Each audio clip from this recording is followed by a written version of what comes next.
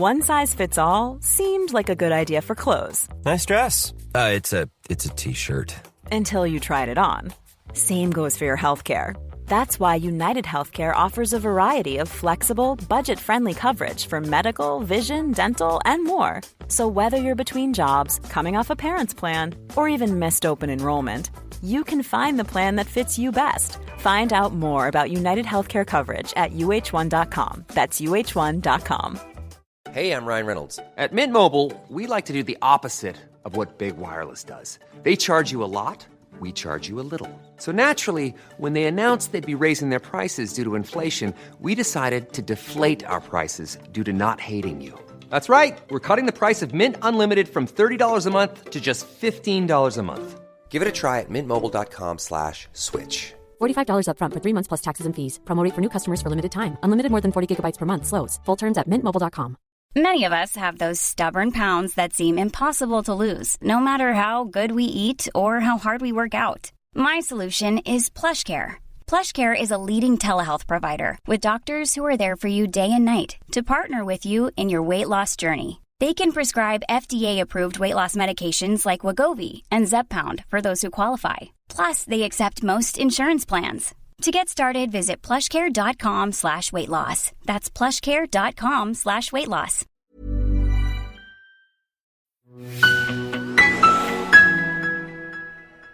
Changing Times, the Allenwood Conversations.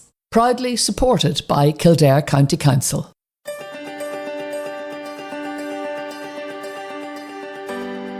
I met with Norma Foley and I said, Norma, I'm telling you here now, I'm still going to pursue this as long as I can. People say, no such thing as mental health. Back in 60s or 70s, men were men and all. Okay, why were all the pubs full all the time? You're welcome once again to Changing Times, the Allenwood Conversations, and we're delighted that we've been getting messages from listeners and delighted also that you're liking the podcast. And we're going to, maybe from time to time mention one of those messages, and starting with a woman called Ciara who told us that she loves the podcast and the theme of change. And she was curious to know, Mary, did you find becoming President of Ireland a huge adjustment, a change? It was a massive adjustment because you can imagine moving from a wee small village on the shores, of Carlingford Lough with your 3 kids who were embedded in a local school, your mother and father living round the corner. I have 8 brothers and sisters. Most of them lived round the corner as well. And suddenly we're in the middle of Phoenix Park with an awful lot to do. And actually, if I'm honest, I was so busy, you just adjusted as you went. Mm-hmm. And the staff in the Aris were fantastic. Had to get used to living in a place with, 99 rooms and staff, of course. But the other thing was, I think the biggest adjustment wasn't for me at all. It was for the children. Mm-hmm. It was for my 3 kids. That was, they were put into schools in the middle of a year. And suddenly people already had their friends made so that was,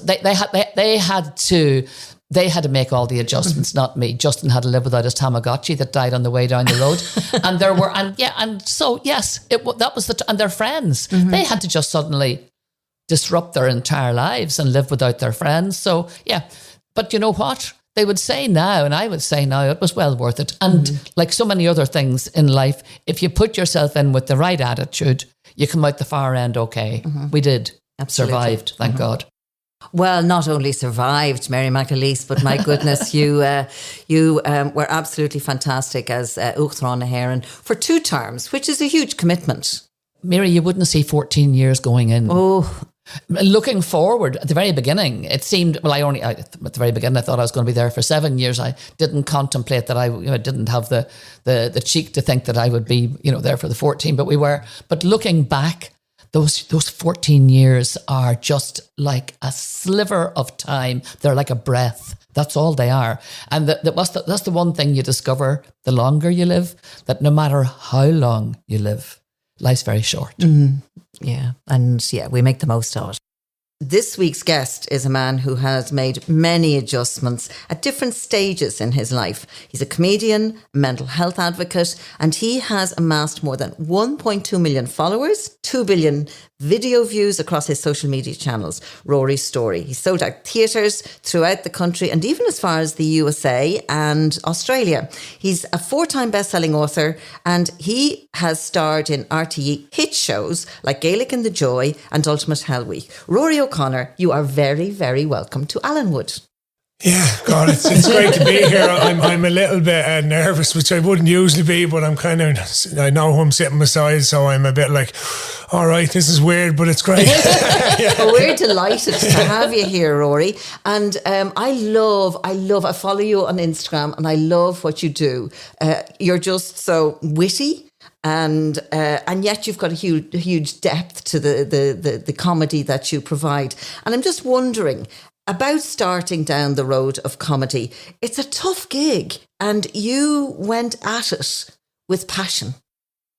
Yeah, it certainly is. And I suppose anyone that gets into the game of trying to make people laugh, deserves a tap in the back, whether they're successful or not, or whether you find them funny or not, because it's a lot of people's biggest nightmare, standing up on stage and trying to make people laugh. But I suppose for me, when I was younger, I never said, I want to be a comedian, it wasn't that kind of passion. I suppose what I understood as I went through my life is that I was just able to make people laugh. It was just, everyone has a kind of gift, and I wouldn't be trying. I just throw in a joke in conversation. And it was something that maybe got me in trouble in school, obviously, a fair bit, but just in general, it was something that came natural to me. I wouldn't sit there writing down different stories or jokes. Just as it's probably, as people say, it's not the story, it's how you tell it. It was what people said to me for years, and everyone used to always say, "Oh, what's the story, Rory?" all my life. And then eventually, when I was 24, 25, Rory stories, maybe that could be something that someone's telling me. So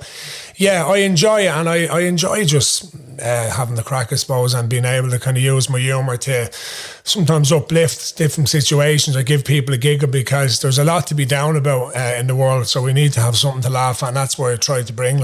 I remember recently, after the Easter holidays, for instance, you did a lovely one on Instagram of you kind of at the hall door with all of your children's school bags and just saying, waiting for them to go back to school. It's a lot of work getting those Instagram posts ready. Yeah, well, I'd love to listen. I'd be only bluffing if I said I stayed all night writing different scripts, and my comedy is very simple and relatable, and that's the way it's always been. So it's always spontaneous, the likes of what's relatable. Obviously this weekend the weather was hit us out of nowhere, so I done a couple of stuff on that, and I generally do, and my comedy has just changed from different subjects over the years. The GAA was where it began for me, and that was my platform, was the GAA, because it was what I was passionate about, and it was never really done from a comedy point of view, and online was only taken off. Then it led to relationships, building sites, and now more recently parenting kind of skits, because that's where I am in my life, and that's what I try and do, is wherever I am in my life, try and kind of bring a bit of laughter, relatability to that. Yeah. Buried in what you said at the beginning about, being funny and having people respond to your jokes, you said it got you sometimes into trouble in school. I think from what I've read about you and what I know about you, school was a rotten experience. Yeah. No, my memories of school are negative and positive, depending on where you were and who was your influence, I suppose. But in the early days, went to primary school in the 90s, which people can relate to. It was a bit more of a raw establishment than it is now, and it was very strict, and you were smart or you were stupid based off spelling and maths and this kind of stuff. And where were you in that? Where were you there? Where did you see yourself? How did teachers see you? Well, if you had a spelling test and was 16, I'd be getting 5 or 6, and the 5 or 6 I got right, I'd be leaning over someone's shoulder trying to copy. So my earliest memory of school would be teacher would be writing on the blackboard, and she'd say, "Oh, has everyone got this where I can rub it off and start again?" But I'd be never anywhere near where the teacher was, because again, what I know now and I didn't know then is dyslexic, and we had one remedial teacher in our whole school, Mary Curran, God rest her soul. She was actually my next door neighbour, and you'd want to be fairly bad now to get into Mary Curran, if you know what I mean. So a lot of us were kind of down the line, and Yeah, for me, like it's retaining information I can't do because I'm when I got assessed, I'm so focused on actually spelling words that nothing stays in my head. Like, and when I done my assessment, the penny just dropped. Going, oh my God, that makes so much sense. Because there was times in school where I genuinely was trying my best to read, and then I'd look and okay, Rory O'Connor, such and such. Oh, you're not listening. Get out of class, or like face the wall. Like I faced the wall, and I got an awful lot in school and kicked out of class. And listen, I'm not playing the poor me card. There was a lot of my generation, but it's something I'm very passionate about because I'm lucky that I came out the other side, but there's a lot of lads that had experience, boys and girls like me, that ended up, alcoholics, drug addicts, in prison. Lads we work with at Mountjoy, they didn't have a good school experience. So but you said that in the series that you made with Philly McMahon, Gaelic and the Joy, that everybody you met, almost to a person, had a bad educational experience. And you yourself, you mentioned the fact that you were called stupid. Now, that does nothing for your confidence. Yeah, no, I think out of 10 lads, we work with only one got as far as the leaving cert. So we 10 random lads in Mountjoy, and only one got to a leaving cert. The rest were out of school first, second and third year. Like, so... Like it just that's how my mind works. Like I can't really study reading or anything like that, but I'm very good at people reading and that. And that's when I was studying these lads and just going like you think when you hear a prison, you think big, scary, bald, muscly lads, but no, it's just young lads, like egots, like you call them. Just, you're an idiot. Like, what are you doing? You shouldn't be here. And you'd see in their eyes, their lost souls. And remember when we left after filming, I said to Philly, we could go to Trinity College for 4 years and never learn what we learned in there. That's what I took from. And the big thing I always say is sad, because addiction is why they're there. Like, 80 to 90% of the lads in the Joy were there for drug related crimes, and it all comes back to I'm not happy with who I am, and I don't have my, so there's a line of coke, or there, smoke that joint, or there, drink that, whatever, and this makes me feel better. Then with any support around you, you suddenly become addicted, and then, you owe money, and then in order to keep your habit going, you have to do stuff you don't want to do, and then all of a sudden you're in front of a judge, and that's it, very simply what I took from it. And for me, an awful lot of it comes back to education. I really do believe that, it's something that I'm just so passionate about. Like, I look at things simple. You're 5 years of age, you're put into education, and you leave when you're 18. How many people leave at 18 knowing, I know what I'm good at now, or I know, there's a high percentage that leave, I know what I'm not good at. And mommy and daddy are high achievers. They're my dad's a doctor, my mother's a physio, and they're expecting me to get 500-600 points, but I'm trying, and I only got 300, so I'm suddenly a failure. And you'll be okay, you'll be grand. And what does that do to a young child's mind? I'm not good enough. And then that's when the other road can lead in, and suddenly you're in your mid-20s and life is against you, So for me, education is finding everyone's potential, that's what it is. But I don't feel, now school has changed, but I don't feel it's still where it needs to be for everyone to understand this is what I'm good at, from my experience anyway in school, Were there good teachers and bad teachers? You said some of the experiences were good and some of them were bad. I kind of get the impression that the balance wasn't on the good side, but were there decent teachers who did actually manage to help you? Yeah, listen, in primary school as well, there was a couple of teachers that I got on well with, that kind of shine the good side. But in secondary school was where the good teachers really came to the fore. I'd one fella, Joe Gibney's his name, is actually vice principal of the secondary school now, and he was a big GA man. And again, he connected with me, and he used to always say to me, if Rory O'Connor's 9, you send him to me, and I go down. And he understood me, and he just got me. And same, another Caroline Matthews is her name. She was my tutor in LCA in 5th and 6th year, and she would often say, it's Friday afternoon, Rory, sing us a song or tell us a story. So she gave me that first time to be, be myself, where in other situations, anytime I tried to make someone laugh in class, you're distracting others, get out, which is fair enough, but this is what my passion was I wanted to perform, I wanted to entertain, I wanted to tell a story, I wanted to interact with people. Me sitting there with my head down was not who I was. Like, I just felt like I was caged. Like, I struggled. So ADHD, like, that's a big thing. How long was it before you got that diagnosis? Oh, you're only talking ADHD? a few years ago. You were well past school then. Yeah, no, and it's one of these things. It's like probably a lot of my generation. I kind of knew, but I'll be grand, and I've got this far. But when my son went and got assessed, and like most parents my age, I was there nodding the head to all the questions that she was asking, if you get me. Just it, yep, and my wife, yep, that's you. And I just felt it was my justice to go and get myself assessed, so that for my own son I can be more aware of him and feel, you know, talk to him the way I would have liked to have been talked when I was his age. He has ADHD. Yeah, and autism as well. So he's the full package, as they say. But he's brilliant, and he's nearly already one of the most known in school, and he's only started it. Like, he's that kind of character. Like, but there's a lot of traits I see in both of us. So I want to just make sure, like, my wife fights hard for him and to get the rights from him, because she said, Rory, I know what it's done to you, and I don't want that to happen Rory, to him. Like, when you think about you getting the diagnosis of dyslexia and ADHD, and then thinking back to your school days, how did that change you and the kind of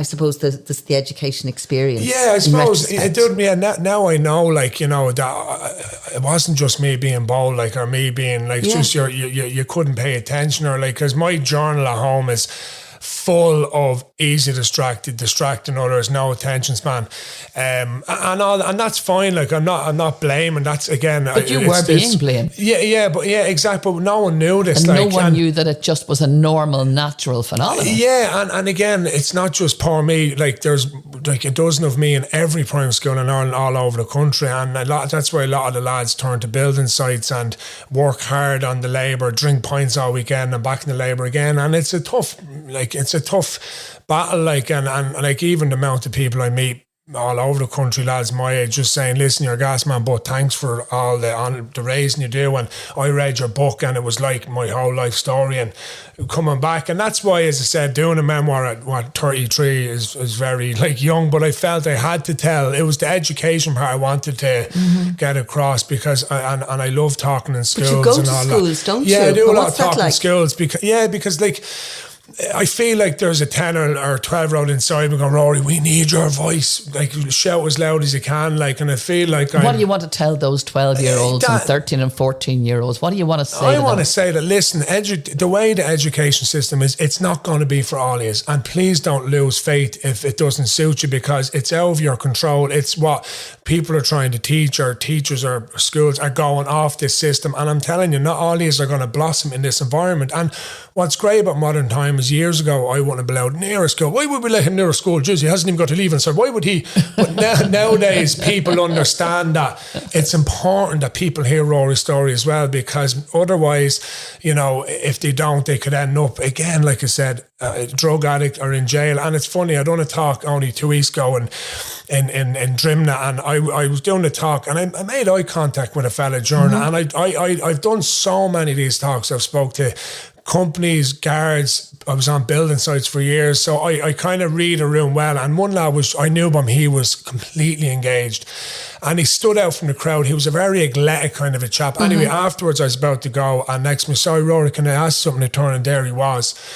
Big strapping fella, and he said, I related to way more than that than I would have hoped. And he went on to tell me that he's the ranked number, I think he said 2 or 3 in Ireland UFC under 18, and he said only time his brain is not 100 mile an hour is when he's training.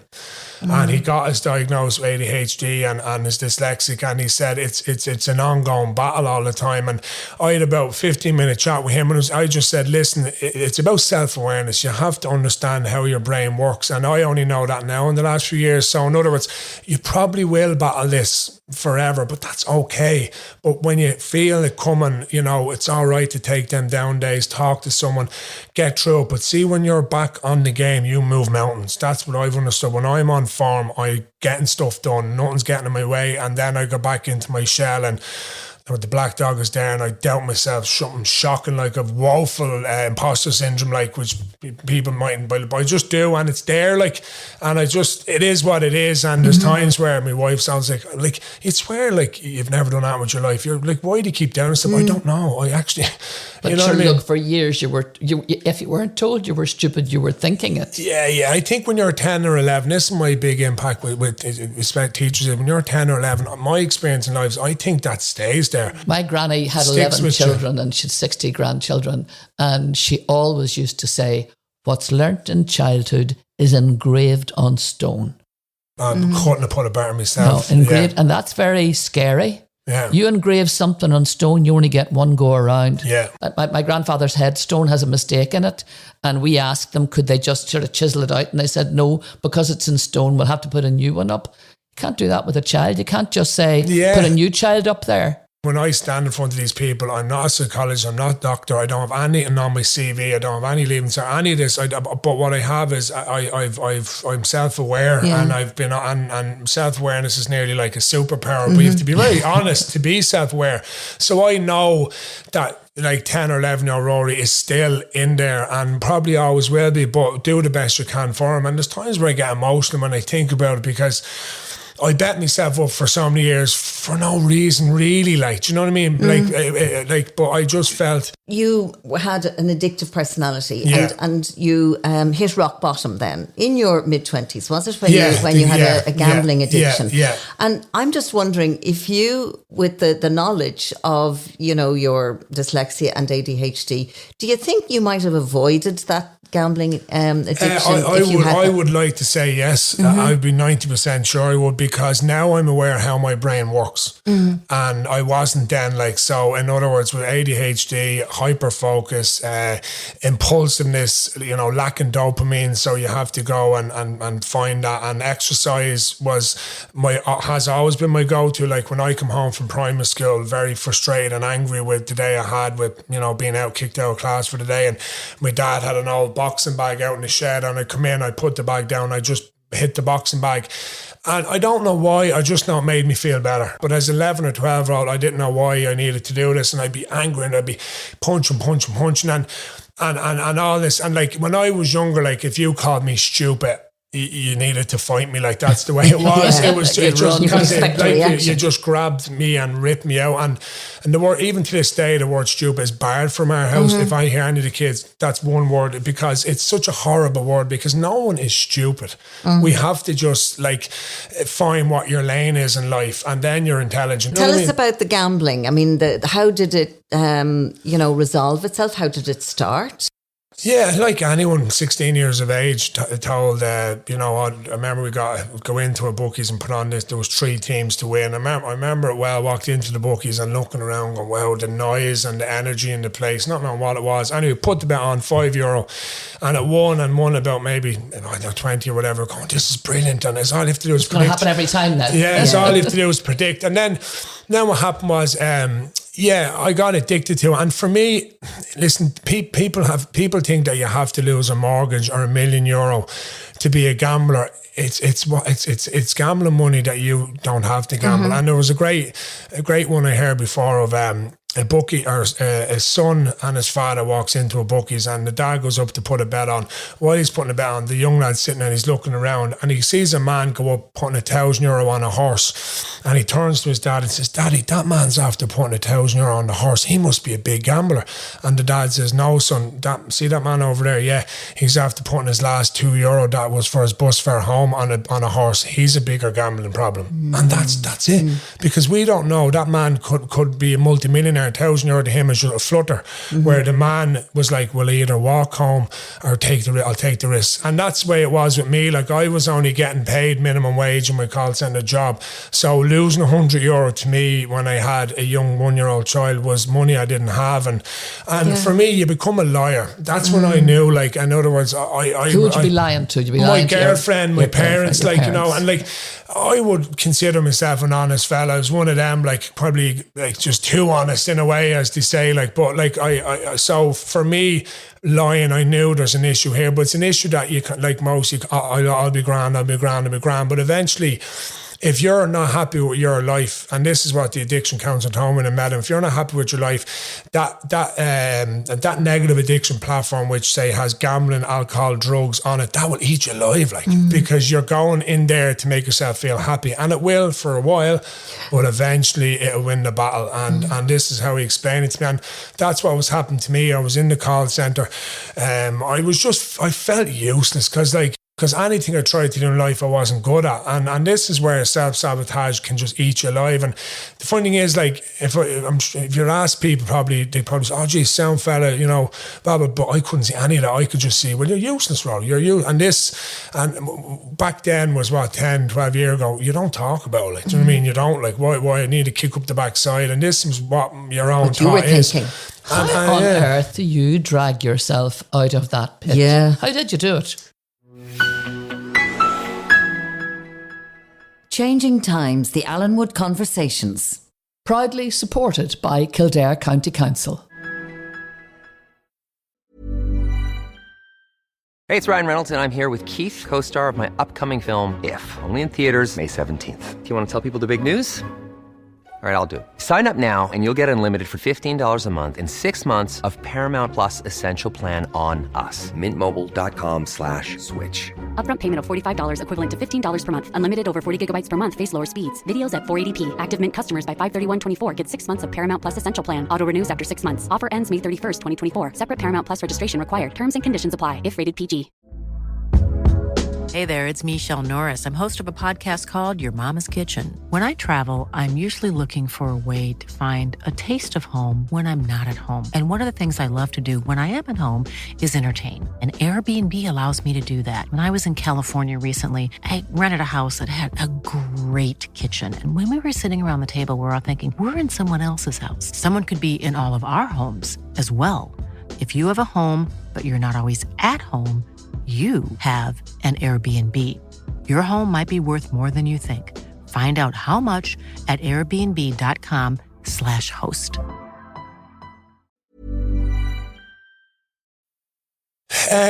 Well, I suppose the asking for help was a big one. There was a big blow up. I was in town drinking and gambling all day after my club were knocked out of the county championship, and like you're into the GA boys. You know, that was everything to me at the time, because it was my purpose. I could deal with a crap job, but I was playing football Tuesday, Thursday. We had a good team. That was and we were knocked out, so the whole summer was free.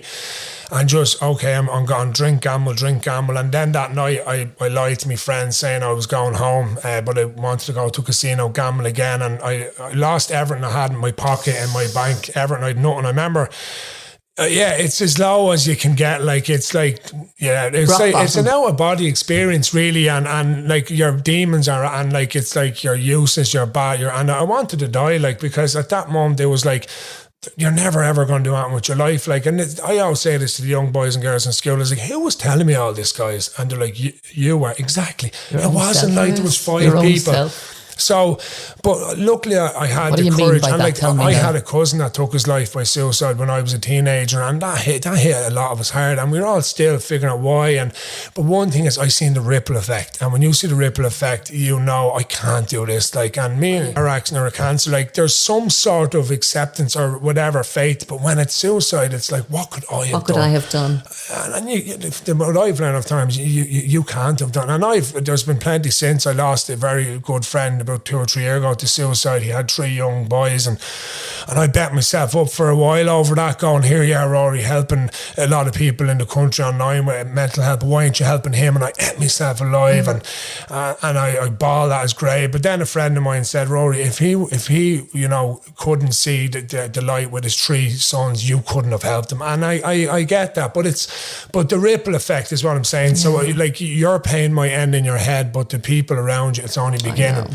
So anyway, in a positive note, I took out my phone and I rang my girlfriend, and I was very upset, and she spoke to me in the taxi the whole way home, and luckily the taxi man brought me home with no money, but she paid him, and from the very next day, I told my dad that I wanted help, like, and I told him about gambling. Very hard for anyone. Was it a hard road? Yeah, like, you can't, like, my dad was looking at me going, but Rory, like, you have loads of friends, you're very popular, but I couldn't see any of this. I just seen the negative.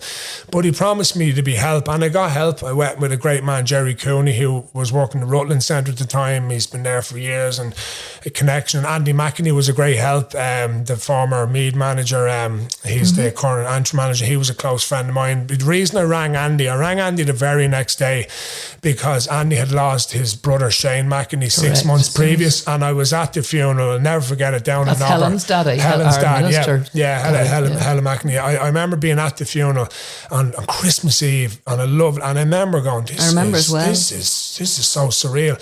So Andy was who I rang, because I knew it was close to his heart, because it was so raw, and he directed me. From that moment on, my life just started to take, I suppose, a roller coaster. Like, you know, that was 11 years ago now, and if you had told me, listen, I'd be sitting here with the pair of yous. To be honest with you, now talking, like... You're a husband now and a dad, and you've got 3 children. Yeah, what ages are they? I have Ella, who's 11, Zach, who's 5, and Lucy, who's 3. So...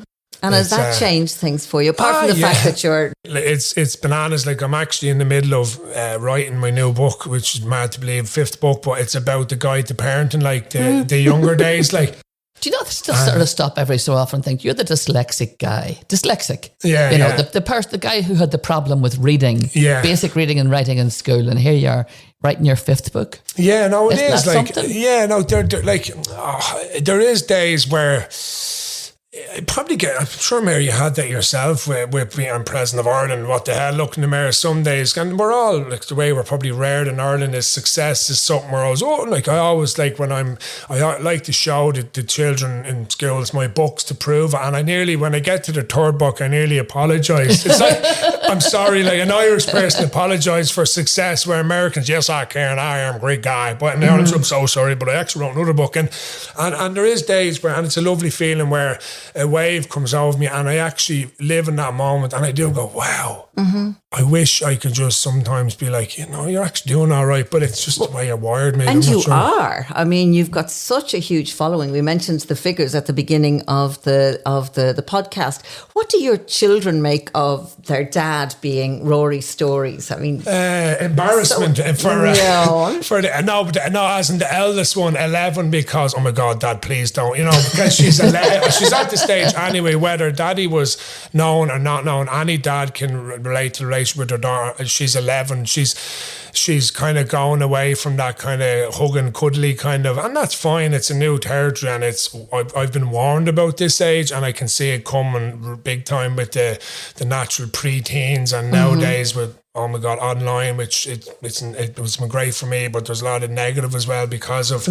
But then you have Zach and Lucy, who are only like, all Rory Stories, but Ella is, because guys in her class would maybe watch YouTube or whatever. But so do you have to run everything by Ella before you can actually put it up? No. Emma, my wife, who is obviously the saint and the real backbone, but she's very quiet, as in, like, she doesn't want any kind of attention like that. So she'd be in the odd video, but doesn't want any. And Ella's been in plenty of videos like on YouTube, and she enjoys it. Yeah. She's into the dancing and acting. So listen, hopefully in a few years' time, if Zach is into that, maybe I can give him an opportunity or a platform there to listen. There's your stage if you want to go that way. So, but no, I'm really happy. Like, and it's okay to accept that I will battle depression going forward, and it is what it is. And when I'm feeling low, it's not nice. How do you cope when you have a bout of depression? I get through it, yeah. And I often people, it's okay not to feel okay. It's good to talk. How long would those spells last? 3 to 4 days if I was to put a kind of. But like, a lot of people have different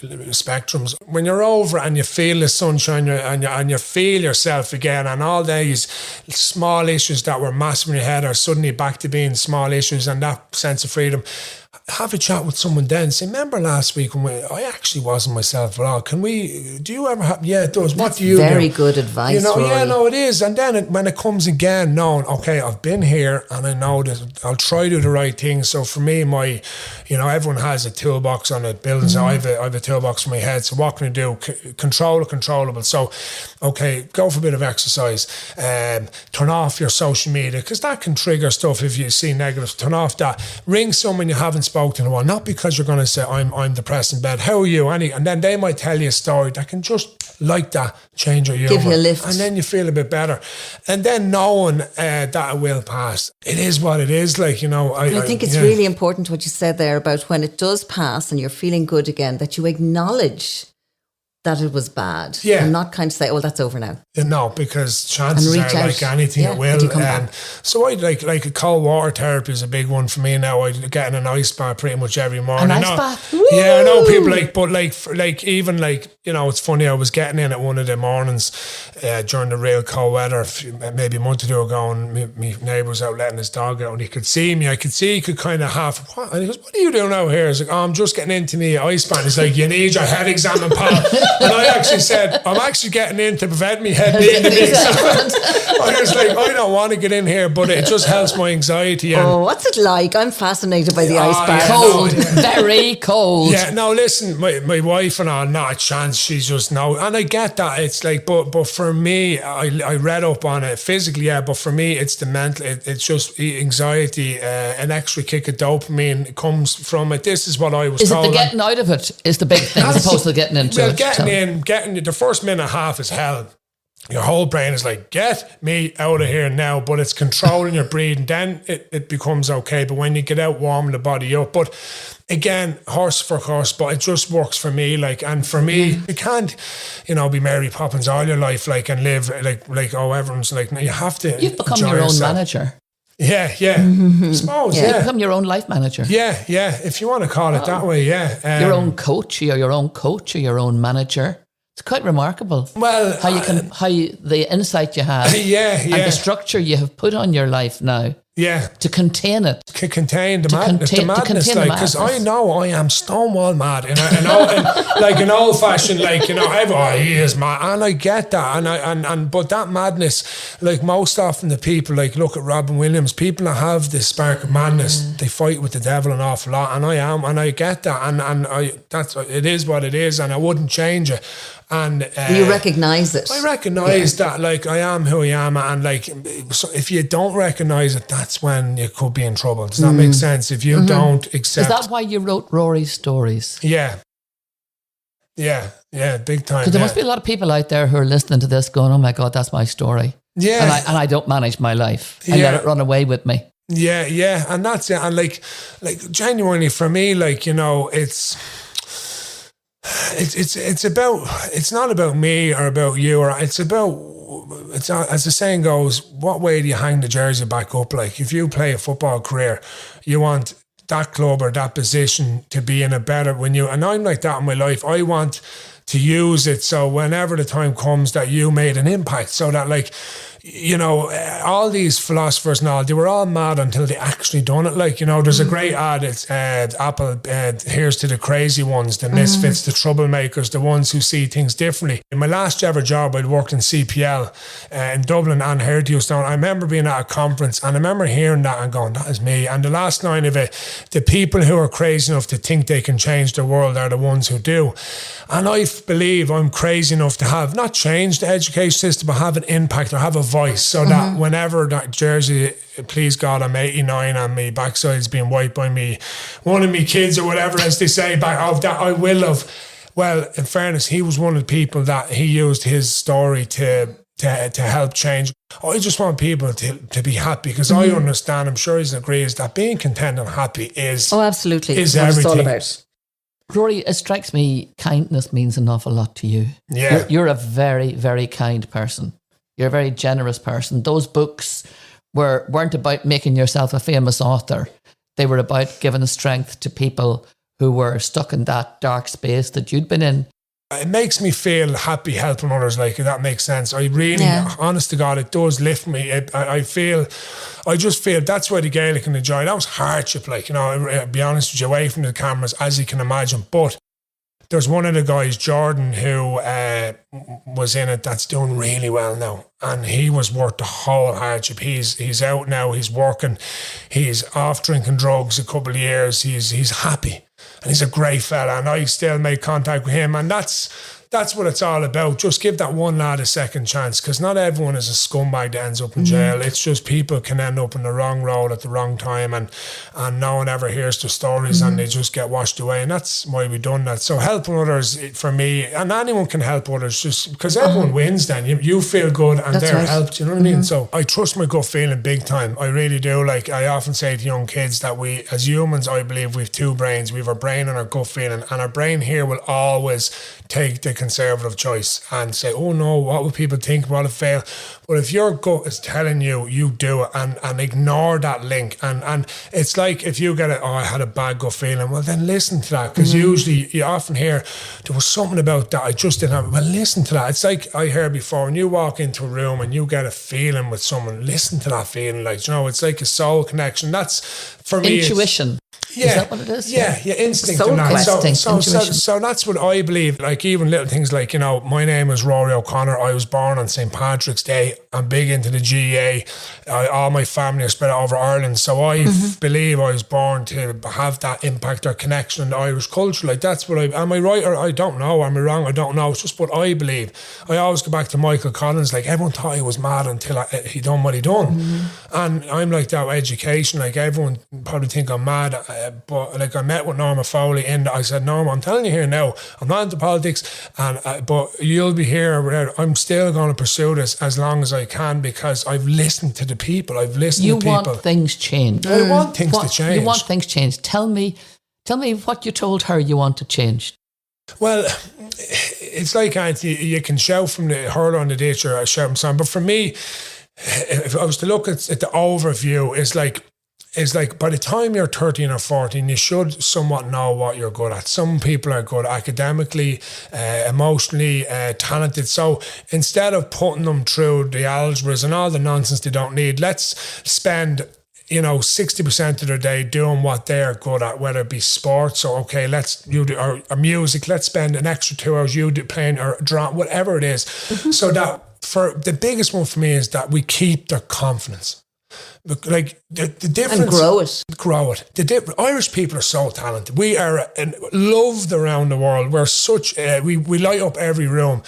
But in our own country, like, we obviously bring each other down, which I don't know where that kind of culture came from, begrudgery. But also, we're still not getting the most out of what we have as storytellers, as gifted musicians. I don't believe, and I think education is not really helping us, like, because you can have a girl singing, stop that singing and do that, you have an oral exam for Spanish, you do that singing later on.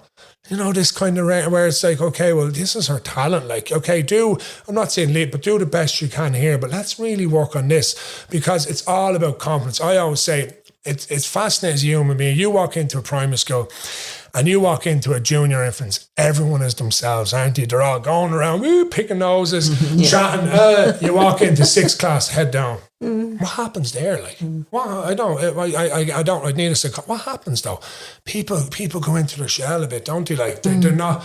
So wouldn't you love if everyone lived their lives as the mind of the junior infants, like, and that kind of. I just believe that people will just be happier, and there'll be less. The people say no such thing as mental health. Back in 60s or 70s, men were men and all. Okay. Why were all the pubs full all the time? So men back then were either working very hard labour or drinking and a home maybe to sleep, eat and do that repeatedly. Like, where if they stopped the drink and the hard work and sat down their mind, I think they'd have a few mental health issues there. Do you know what I mean? So it's now things are moving away from drinking all the time and all that, and it's more exercise, and people are becoming more aware of their head, like, And what was the reaction that you got when you delivered this presentation to Norma Foley, the Minister for Education? Again, I'm not into politics, and I told her that I don't know anything about it, and I'm kind of glad I don't, like, because of the way it is. But I liked what I heard of her regarding that, like, like the leaving cert, as she said, but she said it's the unions above that when you try to bring change, like, because I wanted to get Gaelic and the Joy in as the SPHE in the curriculum, like, because I genuinely feel we've gold dust here. There's 3 hours of young people to watch and learn off our lads in the Joy, and they're all there from addiction. So she said I can't do it, so I said I'll do it. So I got on to a great man called John Gorman, who's the principal of Ross's Community School up in the hills of Donegal.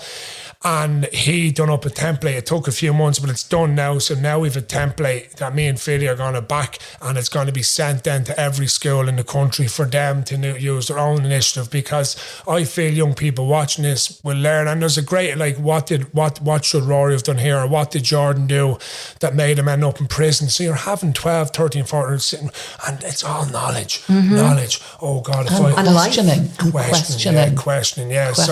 So she backed that. So I just said, like she said about like the LCA, which I thought was great. So if you're a mathematician genius, like, why do you have to waste your time doing all other like nonsense, like where that's your gift? So she said, well, you're going to do the like stuff you have to tick the box, but you're going to spend most of the time working on your gift. Or you can do the LCA, but if you get... That's the Leaving Cert applied. Yeah. So if you get applied maths, you can go off to college, even though you're an LCA, but I'm applied, so you can get into your Trinity College. I said, now you're talking. That makes sense. And I won't go on too much, because once I get on, I could be here for hours. But one thing I'd say about education is, if you have a football team or a hurling team or whatever, in order to be a successful football team, you have to have different characters on the team. You have to have a goalie, a dirty cornerback, as they say, a very, very fit wing backer. Only in me, obviously. Yeah. You have to have a cocky forward. In other words, all characters to win. But when we are put into a classroom, we're all expected to be the same character and learn at the same pace. How does that make sense? Like, but we're all individually different, talented people in our brains, and our brains work differently. Now it's a lot better now, without a doubt. Like my young lad now in school, he says, "Teacher, I need to move," and his SNA brings him and runs him around the yard and puts him back in the classroom, and that's just such forward thinking. Where my move from break, or all our generation was, oh, you face the wall there for half an hour and see how you feel, or get out and stand outside the door and come back in here when you're ready to be quiet. I think in another 30, 40 years, like, you know, my education experience will be as daft as it was back in my father's, where they tied me dad's left hand behind his back because he used his right hand. He was kicking. Yeah, and then whipped across the back of the legs if the left hand come back out, like. It's interesting listening to your amazingly mature insight into education and the trials and the difficulties that you and previous generations have experienced. And yet I'm thinking, you signed up for Ultimate Hell Week, which I watched. And I mean, it's where you go through, you know, with the Rangers and all the training and everything. What was that like? That must have been torture. Yeah, like it's something that you always get asked for being on it. And I suppose, again, if you want to call it fate, I was a big fan of the show myself. And I remember watching it with my wife. And like a lot of people going, would you ever do that? So you never know. I'd like to see how far you get. And a few months later, in came an email from production. We're doing this, say, celeb, whatever, Ultimate, would you be interested in taking part? I remember my wife going, well, you have to do it now. Okay. And she volunteered you for it? Yeah, she said, well, you put some out your money. So I done it. And what was it like? Yeah, it's very hard to explain, like, how crazy it is. Like, it's only the people that have done it can kind of, like, give you an example. Like Shane Lowry said to me before, what was that thing like? Jesus, it was horrible. I said, Shane, put it this way. When you walked up at Port Rush, when you knew you won the Open, what did that feel like? Could you describe that? No, exactly. I can't tell you in words. It was just, from the minute you get there, these Army Rangering lads, they just bring you into this environment where it's surreal. Like, and people say, oh, how would you not laugh? No, it's like when your principal came into your classroom when you're in school, that kind of presence. They had that in spades as an adult. But listen, I went for all in, and a very emotional roller coaster. I remember I was given the tip by the director saying, listen, Rory, like, you get a bit of emotion tonight's episode, because not only was it very hard, but we didn't see any episodes bar the first one. So we were watching it live with you, not knowing what they're going to show. And when I got emotional, it was just me and my my wife watching, she said, God, like, I know that's you, like, and like when I was emotional, I could see the 10-year-old in there letting it, because I remember somebody said, like, you know what, even though I'm the big strong fella and I help others, but I need help as well, or something, like, I don't know, you're so mentally and physically burnt out beyond belief that you don't know, but the impact it had, like, was phenomenal. Like, I really didn't understand, or to be honest, like, the emails, the messages. But the big one for me is out in the street weeks after, big, strong-hearted fellas. Rory, well, thanks you for showing vulnerability, like, you know, and then wives or girlfriends text me saying, I watched it with my husband, and he was like, geez, if Rory Stories is able to, you know, show, maybe I can too. So without trying to, it broke down a bit of a stigma, a small bit, and I'm proud of that, because I am an emotional fella. Like, I've no problem admitting that. I you know, you put on Marley and me there now, and I'll probably, you know, rattle a little bit, but you also showed huge resilience and endurance and emotional response, which is good. Yeah, but like again, I think without the upbringing I had, I wouldn't have went as far as I did, because I was used to all this demons in my head, and that's what it is. The minute you get to, your head is at you, and I remember saying, there's nothing that them DS can say to me that's anywhere near what I'm saying to myself here now. And that's, I remember looking over at the clientele, and we were all in the boxes, and I looked there, it was like Peter Stringer, international rugby player, Melanie Noctor, 2-time Olympian swimmer, Andrew Trimble, and me, literally played for my junior B Dunamore club team, a big arse and belly on me, and I was like, but then I said, well, Rory, they mightn't have been to the place you have in your head, so let's use that to your advantage. And that's what I done. Whenever you wanted to quit, you rattled with that demon and you went again, and you just kept going for as long as I could. And God, food never tasted as good after that show. I tell you, sleep, I'd say sleep. Yeah, so I was there for, I think, just about 3.5-4 days, and I had, I think, about 5 hours sleep, like, and then they don't give you they don't give you much food, obviously. Food obviously was for me was the killer. Like, food was just like, yeah, you need food to function. But it was a great experience. I wouldn't do it again. Yeah, people would look at that, no, I'm done, like, that was a once off. But it was good to dance with your demons and know that you have stuff in there, like the likes that said the 10 or 11, like, it was your mother that said it, your grandmother, about engraved in childhood, engraved on stone, and that proved that, and that's there, and it will always be there. But don't let it, as I said, dictate the rest of your life. That's the big one. Don't let it like, you know, beat you up your whole life. Like that child is encouraging you from the sideline, say, come on, do the best you can, because you're doing it not only for you but for so many others. When you put your mind to something, this is what you can achieve, and that's all people want, is connection and hope. Like that young lad. Well, you've given us that in absolute spades.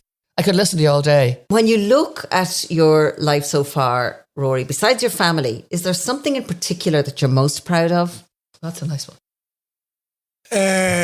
Most proud of having the courage to be who I was meant to be. Like, yeah. Being yourself. Yeah. Because being yourself is the hardest thing to be in life, because you're vulnerable. It's easy to put on a mask or a front and let on, you know, you're someone you're not, like, and people had to do that for a long time, like, but I am who I am. You know, does people not like you? Of course they do, but that's I'm okay with that, like, you know. So I'm proud of throwing off the shack and saying, this is who I am, and you should be. You know, when at the end of the day, that for me is, and I've respect for anyone who does that. Before we finish, I'd just love to know, is it very funny in your house? You know, because you are so funny. I love following you on Instagram. I want to know someone come live with them. I can hear my wife and me ear, Emma, going, here, you come here for a week. So I get it. You're like, in the mornings is when I'm at my most hyperness, like, and I could be more wired than any of the kids, like, and that's... So I get it. Like, I can be annoying at times because you're high and low and all that. But yeah, when we're all in form, it is like, and my kids are characters as well. Like, and we all do little kind of like plays and little kind of voices and all that. So I'm trying to encourage their performance, because like my dad could have easily been who I was in a different generation. Like, you know, he's very talented, funny man, and we get on great and that. So like he often says to me, he says, Rory, you're living the life I dreamt of. He's often said that to me, like, And I'm hoping that my Zach, like, you know, will live, you know, his early days like I would have dreamt and go on. And I always encourage, and it's just be yourself. Just don't have the courage, like, and the sooner you kind of accept your pros and cons, I think that life will be a little bit easier for you. Do you know what I mean? And you'll understand. So find out what you're good at and what makes you happy as soon as you can in life, and then hopefully Go for it. Go for it after that. Yeah.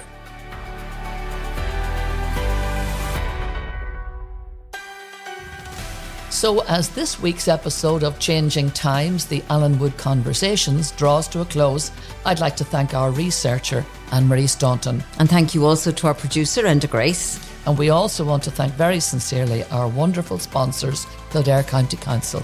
We hope that you've enjoyed today's episode and our conversation with Rory O'Connor, Rory Stories. And don't forget to follow the podcast to receive notifications for every new episode. And if you're enjoying the series, well, why not tell the family and friends about us? And from all here at Dundara Television and Media in beautiful Allenwood, thank you for listening. Changing Times, the Allenwood Conversations. Proudly supported by Kildare County Council. Whether you're a morning person or a bedtime procrastinator, everyone deserves a mattress that works for their style. And you'll find the best mattress for you at Ashley. The new Temper-Adapt collection at Ashley brings you one-of-a-kind body-conforming technology, making every sleep tailored to be your best. The collection also features cool-to-the-touch covers and motion absorption to help minimize sleep disruptions from partners, pets, or kids. Shop the all-new Temper-Adapt collection at Ashley, in-store or online at ashley.com. Ashley, for the love of home. At the UPS Store, we have everything to help small business owners be unstoppable. So if you need printing, we'll be the printing store. The UPS Store. Be unstoppable. The UPS Store locations are independently owned. Product, services, pricing, and hours may vary. See Center for details. Acast powers the world's best podcasts. Here's a show that we recommend. So, Robert, tell the people, what's a pretendian? It's just what it sounds like, Angel. A pretend Indian. Someone who fakes being one of us? Someone who impersonates a native. We're talking about real scammers and con artists. There are pretendians teaching at universities, pretendians running governments, pretendians in Hollywood. On our new podcast, Pretendians, we'll tell you the incredible story of these jaw-dropping frauds. Who are they? Why do they do it? And how the heck do they keep getting away with it? Listen to Pretendians on Spotify or wherever you get your podcasts. Acast helps creators launch, grow, and monetize their podcasts everywhere. Acast.com.